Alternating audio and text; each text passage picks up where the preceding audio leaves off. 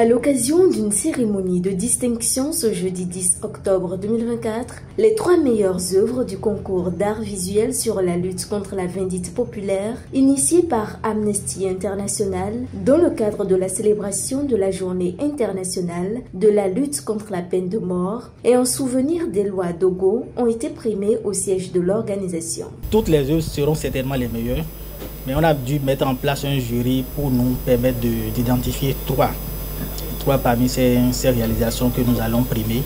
Et avec les autres également, nous verrons la suite, parce que pour nous, chaque œuvre d'art véhicule un message.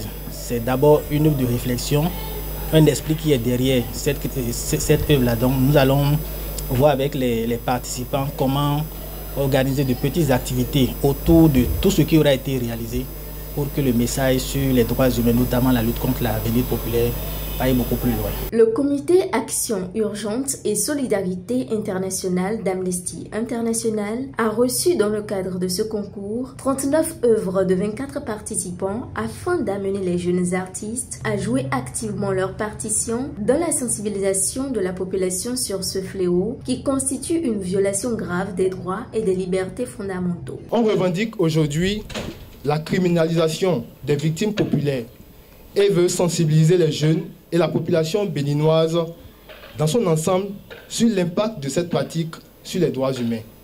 Aujourd'hui, nous sommes ravis de constater que cette initiative a suscité un véritable engouement. Des œuvres sélectionnées sur la base de 9 critères, à savoir. La première, c'est par rapport à la pertinence du thème, ou bien même pertinence par rapport au thème, l'impact émotionnel et social, la qualité artistique et technique, la présentation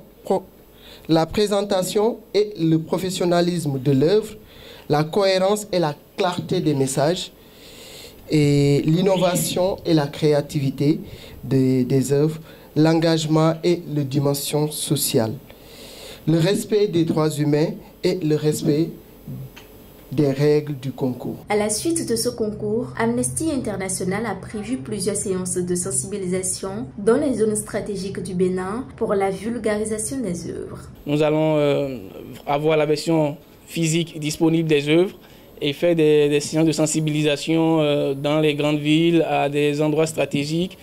Discuter également avec les associations de conducteurs de taxi moto et aussi, on ne va pas oublier nos élèves, membres des clubs et lycées dans lesquels nous travaillons pour continuer à faire cette sensibilisation sur la protection du droit à la vie. Ulrich Gbagidi, premier de ce concours grâce à son œuvre, exprime au thème de cette cérémonie de distinction sa joie et sa gratitude d'avoir participé à ce concours. Un sincère merci aux membres, au staff, au jury qui ont mené un travail ardu pour le résultat que nous avons aujourd'hui. Donc, grande a été ma joie, personnellement, de voir ce résultat. Et j'avoue que je ne m'attendais pas à cela. C'est juste par curiosité, j'ai postulé le dernier jour. Juste par curiosité.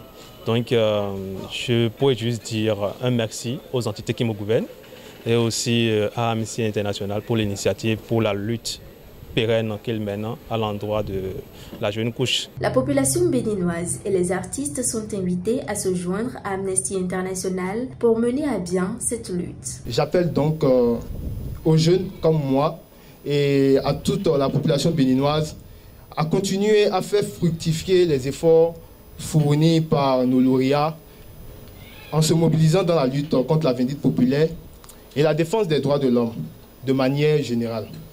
J'aurais bien souhaité qu'aujourd'hui, que les artistes qui ont eu à participer à ce concours, de se mobiliser autour d'Amnesty pour pouvoir contribuer, pour pouvoir aussi donner votre point de vue à travers vos œuvres, mais aussi à travers les campagnes qu'ils sont en train de mener et voir comment on peut faire pour avoir un changement positif envers la population. Outre Ulrich Gbagidi qui s'est vu décerner le premier prix, les deuxième et troisième places du podium ont été respectivement occupées par Maurias Agbessi et Aimé Achoti.